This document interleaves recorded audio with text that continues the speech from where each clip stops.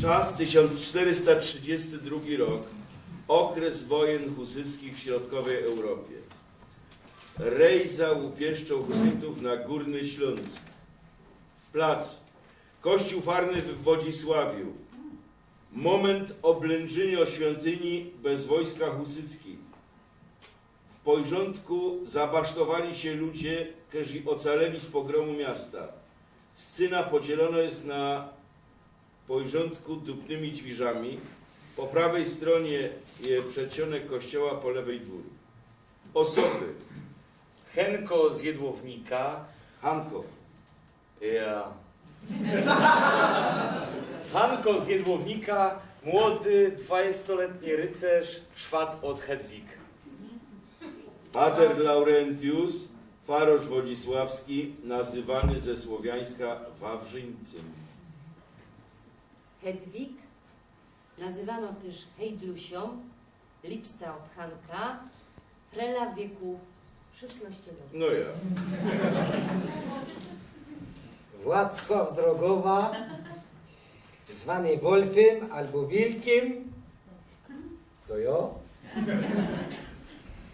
starszy, 40-letni rycerz, zaprzedany husytom. Pina pierwsza. W przejsinku kościoła Hanko basztuje dupne dźwierze roztomanitymi sprzętami i werkzeugiem, który tam znojt. Klęcznikiem, krótkimi ławkami, figurami, etc. Pomaga mu pater Laurentius. Laurentius. Nie forsuj się tak, synek. To, że żyjesz, to jest cud. A kto wie, czy ci ten patron żeber nie poharatał. Zawołam kogo lepszy do pomocy. Nie starejcie się o mnie, pater. Patron przebił mi tarcza, ale zbroja szczimała. Dziurą mam dupna na pancerzu, ale pod spodkiem nosza chrubny waciok. Próby. A ja. Zamroczyło mnie no od tego szlagu, ale nic mi nie ma. Zresztą kto by miał wam pomóc? Baby, bajtla, a starzyki? Gdyż prawie wszystkich chłopów zabili przy obronie albo wzięli do niewolę. Ja bez cufal sam trafił, bo mnie z początku bitwy wciepli na fura z rannymi, bo se myśleli, że jo fest je poharatany od tego szczału, ale mnie ino zatkało i trochę juchy, żem gębą puścił. No ale jak widać, mam się dobrze. Ja, my wszyscy mamy się dobrze, ciekawe jak długo. Już sam stoją pod kościołem te kacerze, ino czekać, aż sam wlyzą i nos wszystkich pozabijają. Doczekajcie, nie wyrokujcie tak wartko. Jakby chcieli nos powybijać, już by fojera podłożyli. Ja wiem, że to są heretyki, ale może nie są tak blank bez sumienia.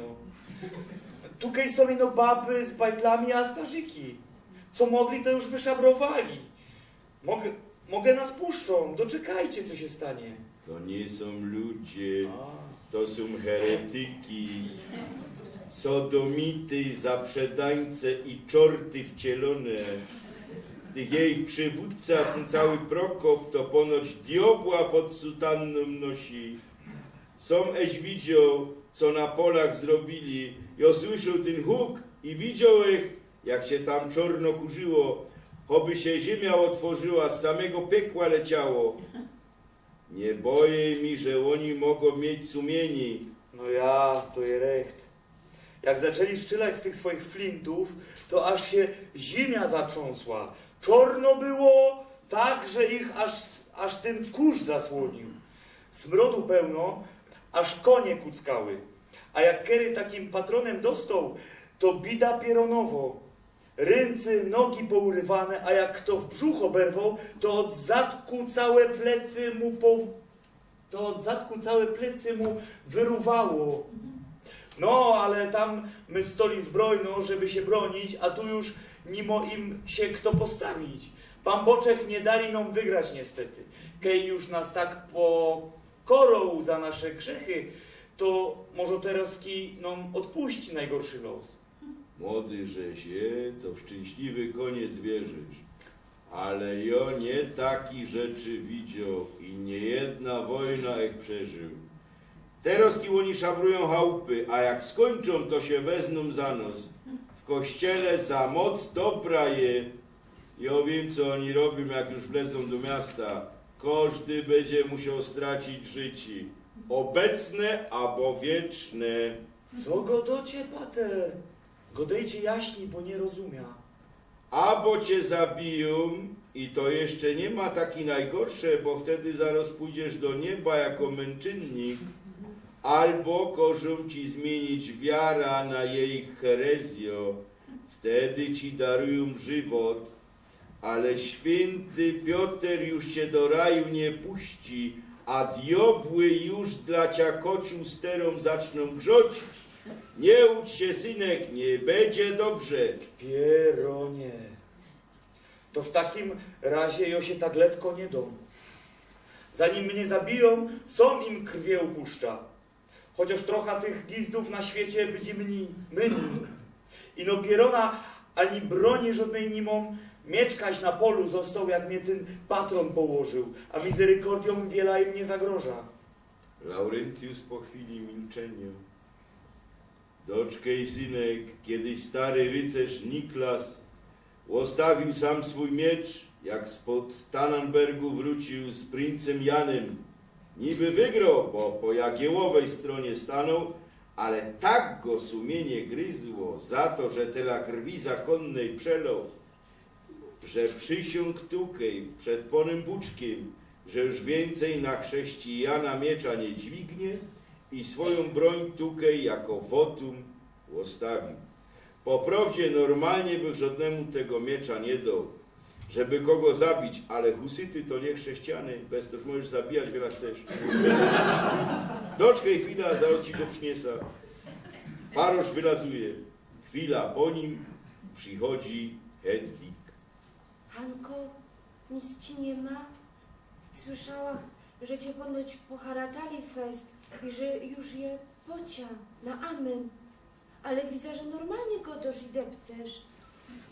Hydlusia, słońce moje, ukochano, jak jo je rodrze cię widza. Mnie nic nie ma, nic mnie nie ma, zemdliło mnie no. Patron mi tako dziura w zbroi zrobił, ale nie przebił nic w środku, nic. Całe szczęście. Chociaż ty mi łostą na tym świecie. Co z nami będzie, Hanko? Nie wiem, trzeba czekać. Farosz gadają, że nie dożyjemy do rana. A czemu ty godosz, że ino joci został? A twój fotel, mudra? Ponoć martwi. Mnie tam nie było, bo z siostrami w kościele na rannych czekała, co by ich ratować. Ale nasz pachoł, Paul, jak szedł nazad do domu z pola, to widział, jak najechał nos ten pieruński zdrajca. Z drugiej strony dźwiży stowo w tym momencie Wacław i fest po nich dupie. Farożu, Wawrzyńcu! Farożu! Odezwij się, te pierniskie giździe! Ty klecho pociulany! Słyszysz mnie, usrańcu? To on! Wilk z Grogowa, to ten gest tam był. On nos sprzedał wszystkich husytów, sam skludził. On mi ojców zabił. Farożu! Godej do mnie po ciuloku! Faroża nie ma! Co chcesz, pieroński ryczy pysku? A to kto? Dobrze słysza? Hanko, ty jeszcze dychosz? Słyszałem, że za pierwszego pot od strzału flinty. Dychą i mom się dobrze. Za to słysza, żeś ty rozum stracił. A i duszo chyba też, kiedy się z heretykami trzymiesz. Trzymia z mocniejszymi, a mocniejszy jest ten, którego wspierał pan Buczek, czyli my. Woz pan Buczek opuścił. Wszystkie Zygmuntowie krucjaty pobity. Biskup we Wrocławiu się trzepie ze strachu, a papież też nie ma do nas siły. ale styknie tego. Kej faroża nie ma, to ciebie powiem, co mu powiedzieć. Żadnemu nic nie zrobimy. Wszystkich zostawimy w spokoju. Warunki mam taki. My i tak wlezemy do tego kościoła, i tak. Albo siłą, albo po dobroci. Rano chcemy się tu msza zrobić, ale ku temu musimy pierwsze wyciepnąć i spolić wszystkie wasze fałszywe figury i obrazki. Kto do nas tam msza przyjdzie i przyjmie z kielicha, temu nawet oddamy to, co z chałupy miał wzięte. A można i co jeszcze dostanie. Reszta może wyjść w spokoju. Żadnemu nic nie zrobimy. No, chyba że on sam na co głupiego przyjdzie. To wtedy nie ręczymy zasia. Druga rzecz jest tako, że faroża tako łaska nie tyczy. On się nie tyczy. Ja, nie, to ja, o mnie właśnie. Onego i tak powieszymy na stronie na rynku. Albo lepszy, spolimy równo z tymi figurami. Tak jak nam eście na stosie spolili Husa w Konstancji. No, chyba, że się swoi fałszywe wiary wyprze. Z kielicha przyjmie i do porządku zacznie ludzi nauczać. Osobno rzecz jest tako, że Hedwig nic się nie stanie, bo ona ze mną do mnie pójdzie i moją babą zostanie. Ale to już jest mój prywatny warunek. Jej ojce źle zrobili, że co tu pisze? Że mi ją nie dali. Że mi ją nie dali, jak ich grzecznie prosił. Teraz, kim mam już od nich błogosławieństwo, Bóg się siłą wziął. Prync i zwierzę kościoła skocza, pieroński morderco. Nie rycz, twój fater wiedział, co robi, jak moja propozycja odciep. Padałech mu, że się pomszcza za ta zniewaga. To mo. Ty tu zresztą nie masz nic do gotki. Nie masz teraz odwagi, co by z tej wierze się ciepnąć. Będziesz moja i fertich, a reszta też niech nie zgrywa męczenników, bo co by wam nie przyszło do głowy, się dać zabić za te pora łobrosków i tego cygona faroża. Zastanówcie się nad tym, jo za chwilę przyda po odpowiedź. Co za bezczelny gist. Jerunie, to je od nich miłosierdzi, faroże spolić, a resztę na głód zostawić bez niczego, to już lepszy umrzeć od razu. Może richtig się z tej wieży ciepna, a bo i wszyscy my powinni. Dej pokój, dyć Racibórz i Żory się ostoły. Princ jakoś wszystkich wyratuje. Szkoda, że nam teraz kiwojoków nie posłał, żeby tym pieronom naciulać. Zamiast tego się w Raciborzu za morłami zawrzył i siedzi radosny, że one go tam leko nie dostaną. Hanko, co z nami będzie? Hedwig zaczyna płakać Hanko. i wtulo się w Hanka. Po chwili wlazuje pater Laurentius z długim Zweihanderem w rękach. Cóż to macie za duchny Eisenblatt? Troszkę stary, zarościały i tępy, ale mogę jeszcze posłużyć. Osełka też mam, nawróć się go do porządku. Nie ślim tej dziołko i nie dziwej się tak na mnie. Pon Bucek już no wszystkim łóżka ściele w raju. Farożu, był sam Wolf, znaczy się Wacław z Rogowa. Padał, że wszystkich puszczą wolno, chcą ino spalić święte figury i obrazki. No i was też. Chyba że się wiary zaprzecie i do nich przystaniecie. Taki gist zaprzedany ganiba mnie, że mu kiedykolwiek komunia dawał. Co za pierun. Trudno. Ja już się pogodził z tym, że dzisiaj mi przyjdzie umrzeć. No nic. Otworzymy im rano, ale i tak mu nie wierzę. Boja się, że nie ino mnie będą chcieli zabić i się dary mnie krwie więcej rozleje. Nie zostaje no nic innego jak rzekać i czekać. Jo i da ludzi spowiadać, wy też do konfesjonału przyjdźcie. Jo spowiadałeś się przed bitwą. Posiedza tukę, jakby zaś kiedy przyszło co powiedzieć. Farosz i Hedwig wylazują. Bina drugo. Przy ciągu siedzi sam Hanko i pucuje miecz. Do drzwi z drugiej strony podchodzi Wacław. Godo do kogoś za sobą. Hanko stowo zaraz jak to słyszy. Doczkajcie sam, już nimi będę godą. Myślę, że nie trzeba będzie tego tarana robić. Sami te drzwi nam otworzą. Farożu! Hanko! Je tam kery! Nie rycz tak! Słychać cię dobrze! Wnioskuję, żeś tam te roski nie ma są!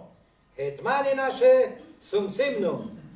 Chcieliśmy się spytać, czy po dobroci otworzycie ten kościół, czy mamy jakiś strum na taran ścinać. Z oficerami eś tam je, ja? Rano otworzymy wam te drzwiże.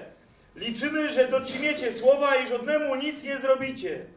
Ale co się mnie tyczy, to jakieś je rycerz, tak przed tym wszystkim chce pojedynku z tobą. Hedwig była mnie obiecono i chcę ją bronić przed takim ciulem jak ty.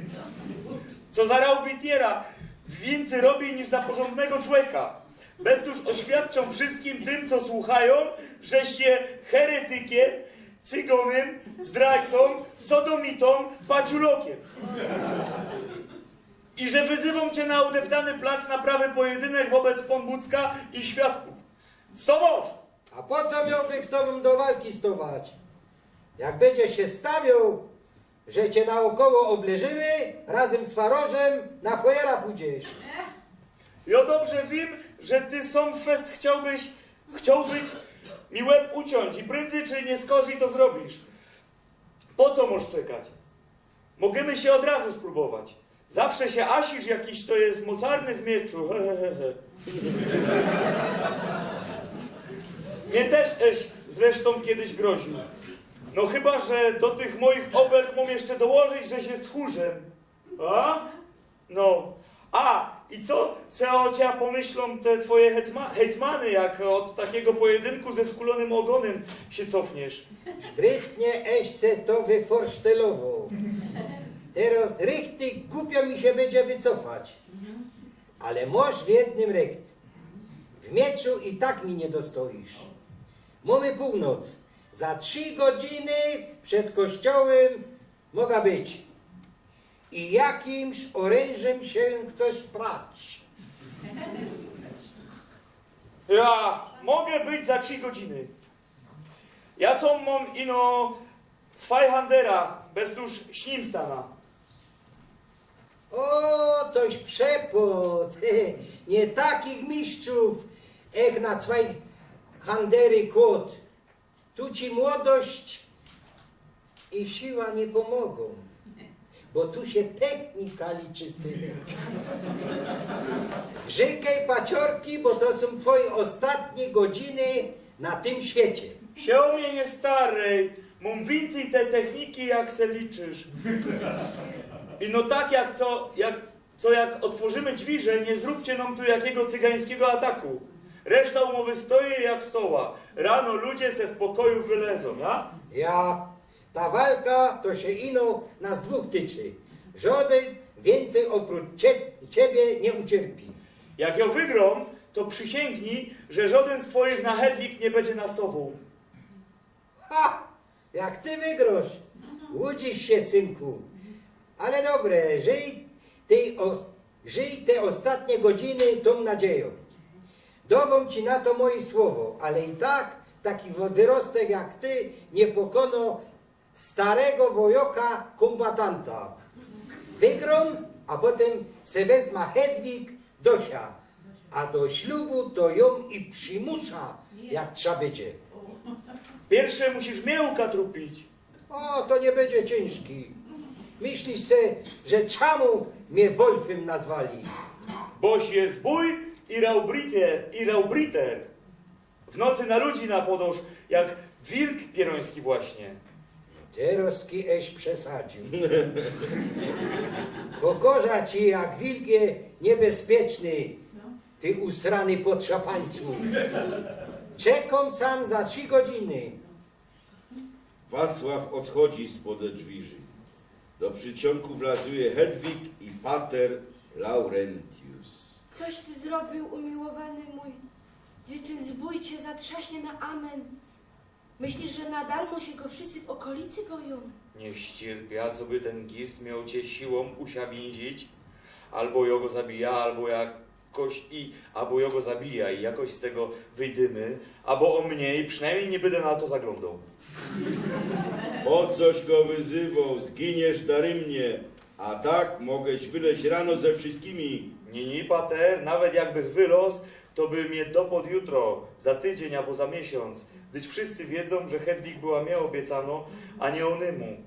A jakech rycerz, to nie mógłbych po cichu ścierpić tego, co on planuje. Nie, losowi trzeba w pysk zajrzeć i rozwiązać to sami teraz. Mam nadzieję, że pan Bocek pamięce, że mu co niedziela nie skąpia srebra, jak do koszyka trzeba ciepać.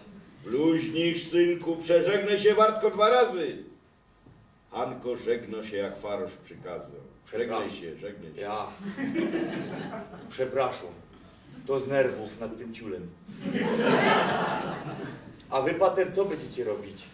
Chyba nie docie się żywcem spalić, co? Nie bluźnij sam, w kościele że się, a ja w Pan Bucku pokładam nadzieja, kej uznał, że mi się męczyńsko śmierć należy, to muszę to ścimać. Chociaż strach mam taki, że mnie jest dość zimno po plecach. Jak chcecie, to możecie się zwierzę ciepnąć. Ani, Wartko śmierci bezbolesną. A w ogniu to będzie obłęd. ty niegody. Jak wy będziecie ryczeć i dusza oddawać, to oni się jeszcze żać będą. Oszczędźcie nam tego widoku, a wam samym cierpieniu. Albo zaprzyjcie się wiary na chwilę. Ocygancie ich, a potem dali normalnie po Bożemu księdzem będziecie. Nie mogę. Widzisz, synek, męczennik od razu idzie do raju. Ani w kolejce u świętego Piotra stoć nie musi i na gerycht czekać. A jak sekery samemu żywot odbiera, to od razu do piekła musi iść i nie ma zmiłuj nad takim. A jakbych się pan Bucka zaprzął, to i on by się mnie zaprzął po śmierci potem. To może ja wam tych cierpień ukróca. Jeden szlak mieczem i macie spokój. Wieczny odpoczynek nawet. Ja, ty mi sam za kata nie próbuj robić. Raz, że to jest to samo, co samobójstwo, a 2, że jakbyś to zrobił, to byś musiał do Wrocławia piechty do samego biskupa iść, żeby ci zabici duchownego odpuścił. Skądś takie głupoty godać i lepszy się szykuj, o kerej to się mocie prać. Jak piźnie czy... Łopieronie, to jest czarcio godzina. Wtedy ten pieron będzie 2-kroć mocniejszy. Toś wtopił, synek. Liczyłeś się, że go fortelem zaskoczysz, ale to on ciebie tak rychtyk wycyganił. Jużeś przepot. Och, pan Buczku, i co teraz? Przepot! I co teraz? Przepot! Jeruna, i co teraz? No przepot kotu! Jak umrzesz o tej godzinie, to cię chyba diobli nie wezmą, mi? Dusza ocali, ale umrzeć mu przyjdzie na pewno. Ten heretycki gist wiedział, co robi, jak ci ta godzina wyznaczą. A idzie to jakoś odczynić. Wszystko idzie, trzeba fest żykać ino. To jo ida zaraz. Wszyscy najlepszy pudymy, przepraszam. Ja samostana. Ten Eisenblatt. Eisenblatt! Ten Eisenblatt musiał nawrócić do porządku postępem, to mu na pewno nie dostoja. Farosz i Hedwig wylazują. Hanko siado i brusi swojego Zweihandera. Bina trzecia.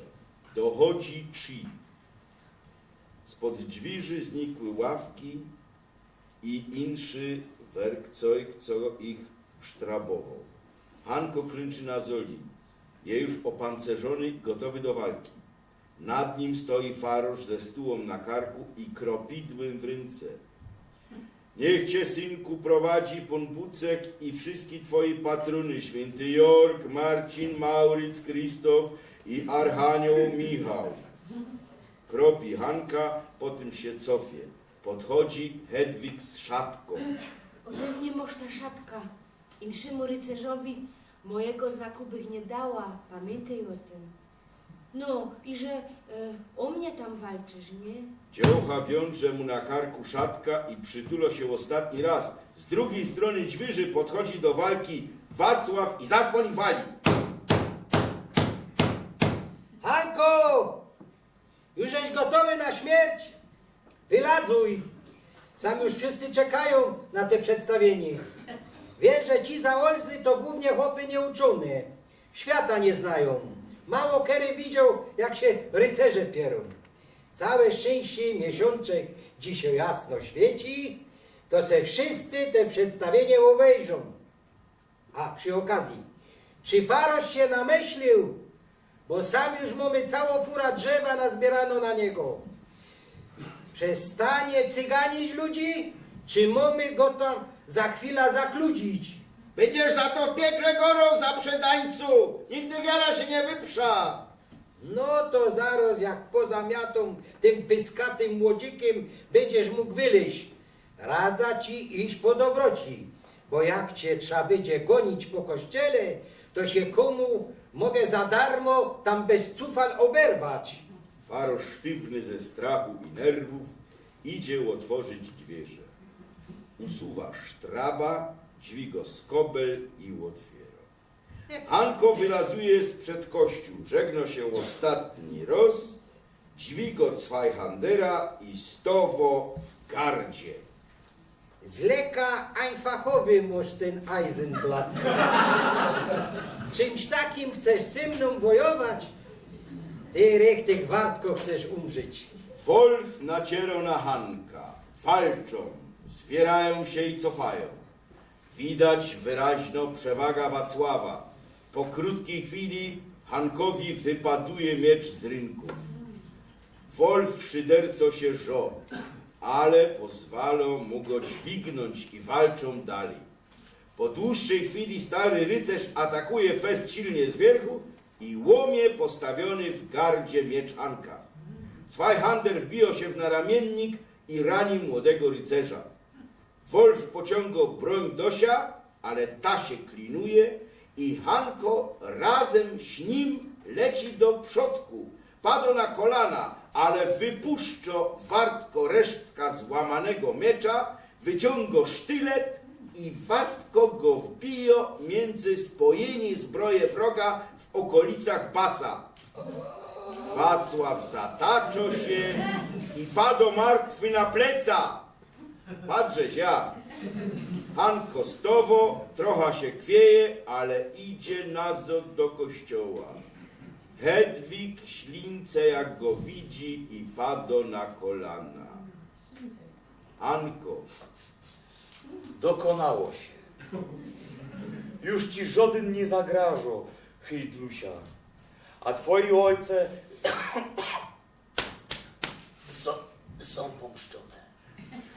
Laurentius. Cały się trzepie już, nie? Dokonało się. Teroski ja musza mój kielich wypić. Farosz sztywno ruszo ku dźwiżom, też się kwieje. Naroz droga zastępuje mu Hanko. I łonego też żgo mizerykordium pod żebra. Farosz jęknął i wyczeszczył ślepia na niego, ale nic nie padło już. Nie dom wam tam cierpieć. Spoczywajcie w pokoju, pater. Do Wrocławia nie mam daleko.